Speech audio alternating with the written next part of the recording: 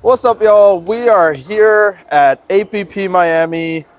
Great facility, Championship Sunday. I got Danae here, aka All Things Pickleball, and we're just gonna be talking some MLP. So we'll get right into it. How you doing, D? I'm doing good, but I feel like now that we know MLP's going, people don't know how this draft works. I haven't seen a ton of info on it, but we got some insider scoop. We did get some insider scoop on how this draft thing's gonna work. So honestly, let's just go into a little bit of a breakdown for anybody that has been following the MLP. They do have two different divisions. They've got the Premier and the Challenger. The Premier is the basically like Division 1, and then the Challenger is Division 2. The Challenger draft is fairly simple, just like how they did it in years past. It is going to be a random order draft and then just a regular snake draft, so picks 1 through 8 teams?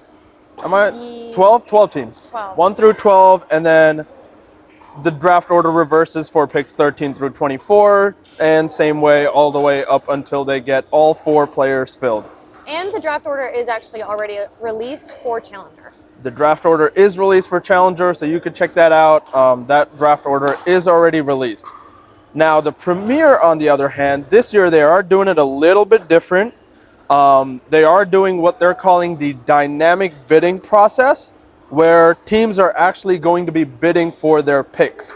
So the draft order is not set, and teams can basically bid for their individual picks. Highest bidder gets the pick and then is able to pick a player based off of that. So it's going to be very interesting the way they do that this year.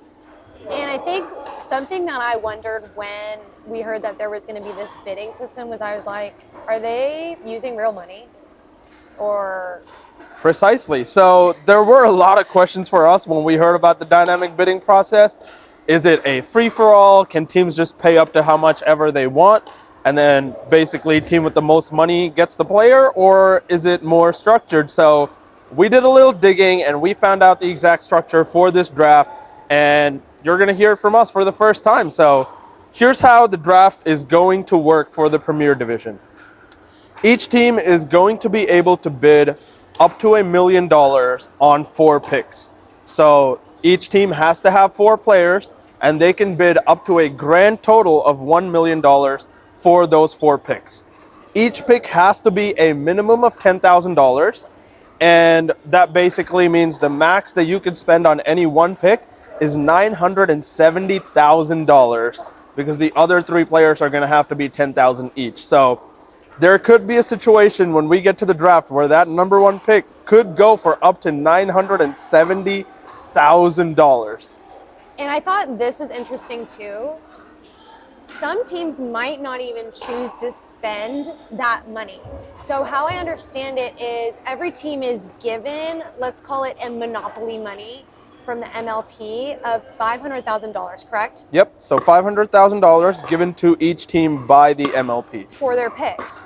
However, teams can choose to add up to another $500,000 of their own real money, real money, to obviously help them with their picks. So that is going to be really interesting. Teams could spend up to $500,000 of their own money to get the players that they want, and this money is going to go into the MLP pool for player contracts and all these other things that they have coming up within their budget. So this is just a really unique way for MLP to try and regain some of that money that they've been spending on all those player contracts and amenities.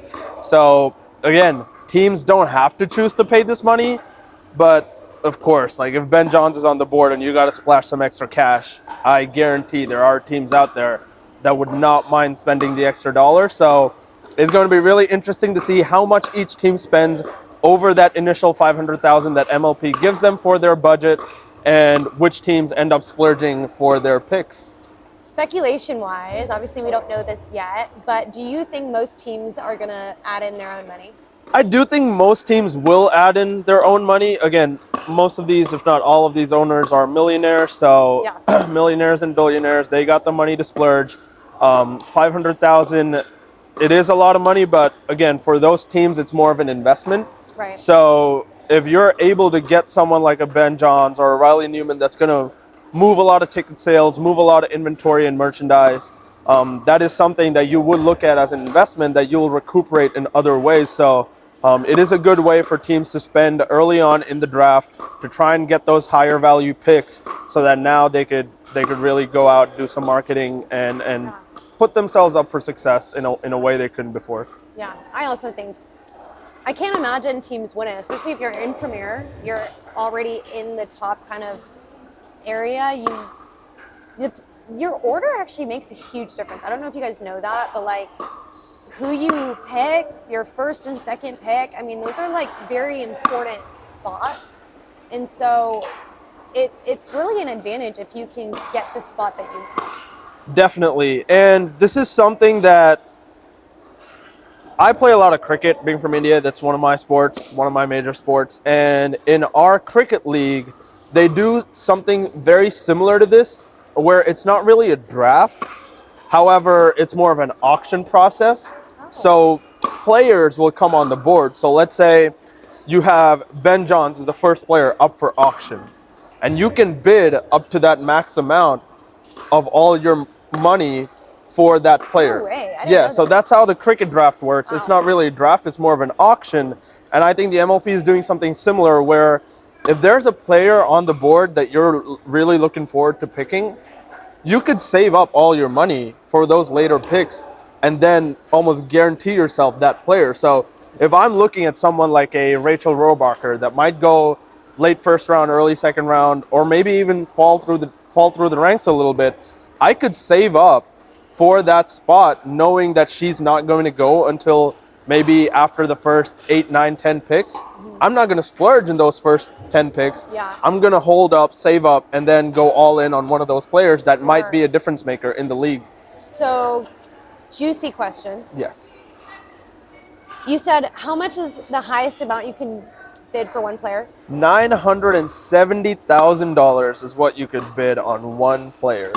Do you think one player will go for $970,000?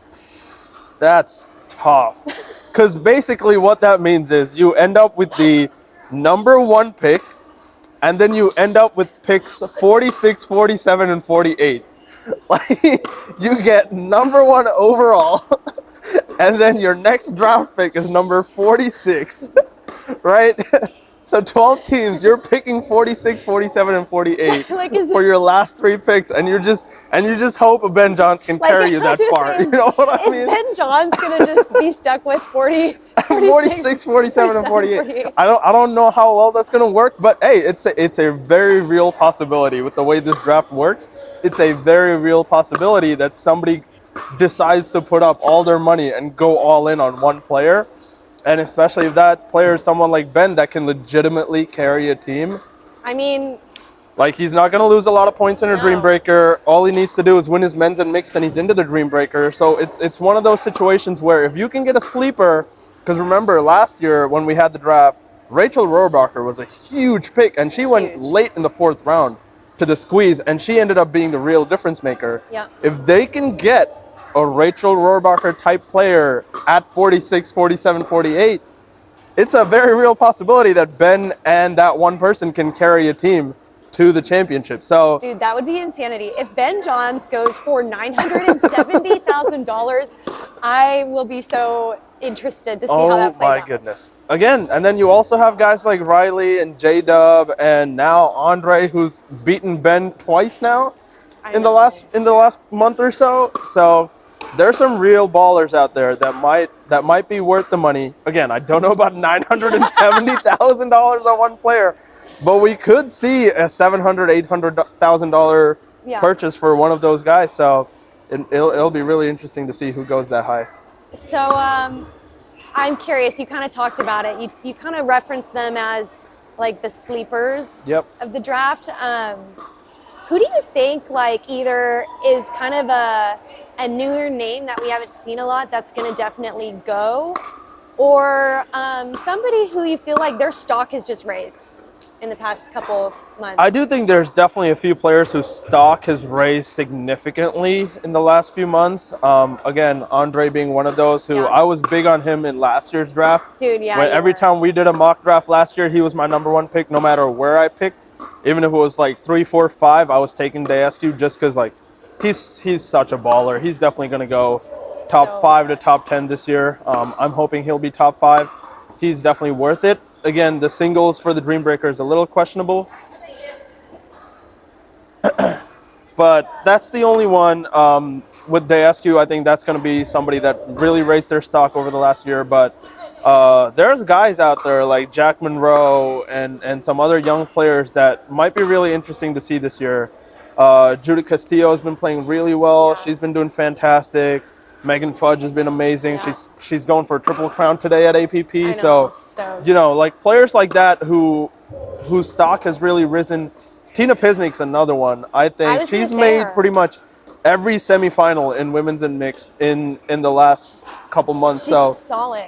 She's always been in that top 4 rank. Have you seen somebody reset so Exactly. well? Yeah, it's insane. Her touch is phenomenal.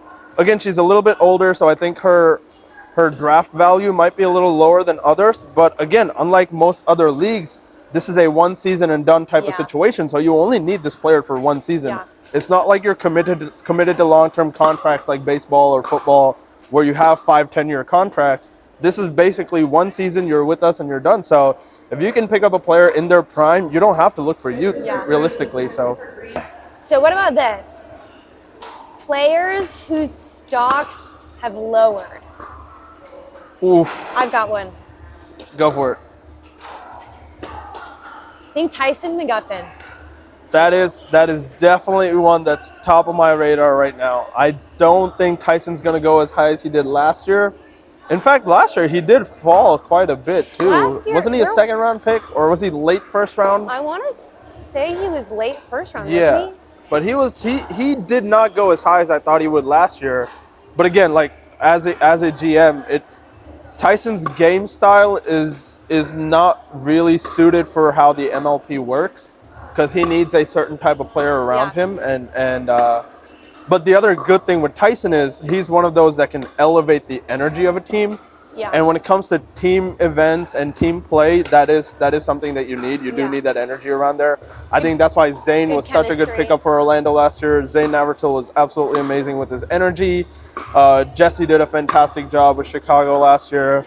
I think the whole Riley and Alshon pairing in DC was really good. So there are some pairings that you might be able to work around and do a little bit with. So I think from an energy standpoint, Julian and Tyson will be pretty good for that. But again, there's players now that have really, really risen through the ranks, like Thomas Wilson being another one. Tardio. Gabe Tardio. Oh my goodness. That kid, first off, light brag, I almost beat him a month ago. A month ago at a tournament, I love that Gabe Tardio played a money ball. And me and Chris Crouch went 21-19 against this kid. Again, he was playing with his brother. His brother's a solid 5-0, and Gabe was kind of carrying the court. But, like, he went from that. We played against him. I was so hyped to play against him. And then not 2 weeks later, I'm watching this man on TV beat Ben Johns. Bro. Like, it's the most insane thing ever. To me, Tardio has the highest ceiling. Oh, yeah. Out of, like, any... In a couple years, it's going to be him, it's going to be Alshon, it's going to be James, it's going to be those guys that have the physical advantages, really. So they've got the physical attributes to really elevate the game. And I think that's going to be huge. Dude. So the more we see athletes like that, like Tardio is a little scrawny, but man, standing in person next to him, he's got really long arms. He's so quick. He's insane. His footwork is fantastic. And the things that he can do with that two-handed backhand is absolutely incredible. So I think it's going to be guys like that have that reach advantage, that can really exploit the kitchen line, reach across, take more balls out of the air, manipulate the ball. It's going to be those guys that are dominating the game. So I think we'll see a solid fall off in the smaller player as the game moves forward. As the game develops, I mean, it's more people are getting into it now, and there is a massive advantage, you know? Yeah, for sure. So there are those guys that are going to be really good this year. Ooh. Jack Sock. Jack Sock. He caused Jack Sock? He caused a lot of ripple, but like, do we think that he's? See, I'm a tennis guy, right? So I'm a tennis guy, so I can't say no to Jack Sock. Jack Sock will be a pretty high draft pick because I think he's going to be one of those guys that will win you a few dream breakers if you do get into them. And he's also a very high energy guy. Yeah. In a team environment, having someone like Sock on your sideline, cheering you on, trash talking the other team. Dude, he seems really fun. He's going to get in a lot of people's heads. Yeah. And in MLP, that's all allowed. Yeah. Like, you're allowed to sit on the sideline and cheer for your team. So Yeah. I think his impact more so than on the court is going to be when his teammates are playing and he's on the sideline chirping away. There are going to be some guys that are going to mentally just fall off listening to Jack Sock just chirping the whole game. So Yeah. it's going to be really interesting to see where Jack goes. But I would not be surprised if he's a first-round pick this year. Yeah. I would not be surprised. Interesting. I was curious. And again, Jack Sock to me is somebody who also has a very high ceiling. 100%. Very high ceiling. He's very got high that tennis upside. physique. As long as he can develop a backhand in the near future, that man can just stop running around all his backhands to hit forehands. That one shot where he hit an ATP with a forehand off the left Bro, side. you gotta clip it in here. Oh my goodness. That man just hates hitting a backhand. Even in tennis, he didn't like a backhand. What's crazy is, honestly, I've never seen somebody so handedly be able to run around every backhand. And he's so nonchalant with it. His footwork is so good. He's just like, he doesn't care. He knows he's going to get to everything. Like he doesn't need to. Like, how do you even incentivize him to get a backhand? No, he's so big. Even if he's standing outside the court, his arm's going to reach the center. So like it's so pointless for him to have a backhand. But if he does have a backhand, his game's going to get so ridiculously good. Because right now, he's winning games just off of forehand. Like literally. That's just unreal. Half the amount of shots of everybody else. Unreal. Everybody's hitting shots on both sides. This man is playing from one side of the court and winning every game. It is very interesting. Connor Garnett is another one that I think he really raised his stock last year, but he has taken a little bit of a dive. I would like to see him come back with some big games in the next couple of PPAs and APPs. You know, his singles game is phenomenal, but I think he's still finding his footing in doubles. Definitely, and that is a big difference, right? The singles and the doubles are two different games. Yeah. It's so difficult to be an expert at both. Yeah. Because the game is very different. Like, again, I think Tyson's game is kind of built for singles. The way he moves around the court, his footwork is his biggest attribute. It's not needed as much in doubles. It's just legitimately not. And Tyson's not the biggest guy, so I think that's hurting him right now. Is he used to get away with just being ridiculously athletic. Yeah. But as the athletes get bigger, stronger, faster, Tyson's one of those guys that will have to find new ways to win. Yeah. So I really hope he's able to do that because, my God, do I love that man. I was going to say, the thing that I really do admire about Tyson, I am sad that he left Selkirk, but what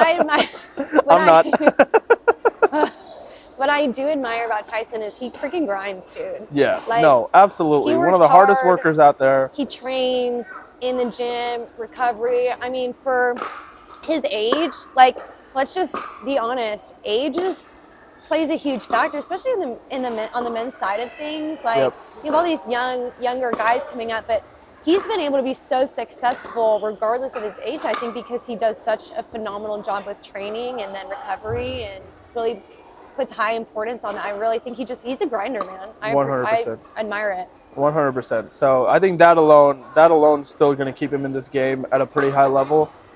I do think he's going to have to come up with new ways to win because what he was doing before, there's counters to it now. And as paddles get hotter and faster and the game gets quicker, it's going to be harder for smaller athletes to try and keep up with how the game's transitioning. So that is something to keep an eye out for. I do think a lot of teams this year in the MLP are going to go for size. I think that's something Ben did really well last time, picking up Eric Lang. Yeah. That was huge, getting somebody that big to play alongside him, but also to play in those mixed games, getting someone that can cover a good amount of distance with minimal footwork. So I think we're going to see a lot of that. People are going to really value guys like Christian Alshon, Yep. James Ignatowicz. All these guys, I believe, will be first rounders this year. So Yep. we'll see how that goes. All right, last question I can think of. Last year, I feel like we saw a lot of the women kind of go first. Yep. I mean, obviously we had some men go, but I felt like it kind of started off more female heavy. Yep. Do you think we'll see something similar this year, or do you think that we'll see a change in that? I think it's all about trends. I think the reason a lot of females went in the first round last year was Catherine's team ended up taking the crown. So most teams, when they look at what was successful, they're looking at the champion and they're seeing that the champion's first pick was the number 2 female.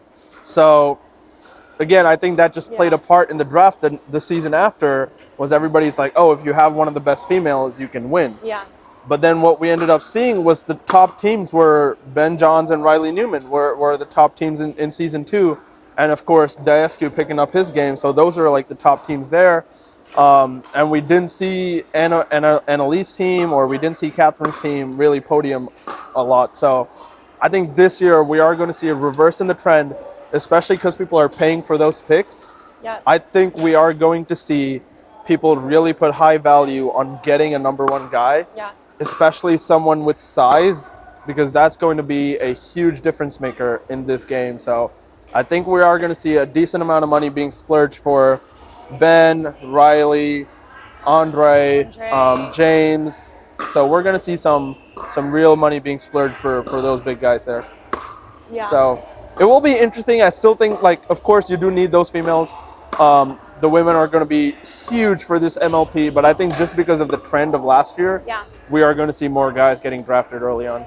I think so too. I'm curious. I'm excited to see it play out, but I'm wondering if it's going to change. So yeah. Yep. So that will be really interesting to see. But yeah, should be fun. Should be a good MLP. Of course, rooting for the squeeze as always. But you got a favorite in this one? Dude, I'm the worst person to ask because I go with like my friends. So I love the squeeze. I love the Florida Smash. That feels hard. You got to go with the hometown. You know. Yeah, you got to go with the home team. We got the squeeze and the smash, both Florida teams. So hopefully they get some really good picks this year. Again, I think Orlando did a fantastic job with their scouting last year. Scouting was unbelievable last year. Picking up Zane and Rachel fit perfectly together. The no-name. Anna Bright being the absolute best leader we could have hoped for, and Daescu just picking up his game to a different stratosphere. So I think we'll see some really good sleepers, but I'm intrigued to see what's going to happen in this draft. Should be a good one. Me too. Me too. Alrighty. That is a wrap from us. Danae and I are going to go play some 5-0 after this, so wish us luck. You probably won't see it until after we're done, so you'll see the result. You'll see the result. Whether we did well or bad, this video will be out there. So we'll be here. We'll be here. Comment below what you'd like to see us cover next. Are there any picks that you're looking forward to? Who do you think raised their draft stock? Who do you think is going to be a little bit of a sleeper in this draft? So let's hear all those in the comments. And as always, make sure to subscribe below to my channel and also check out All Things Pickleball on YouTube, Instagram, TikTok, everywhere. BK Pickleball, All Things Pickleball. Go follow us, people. Until next time. Until next time. We'll see you later.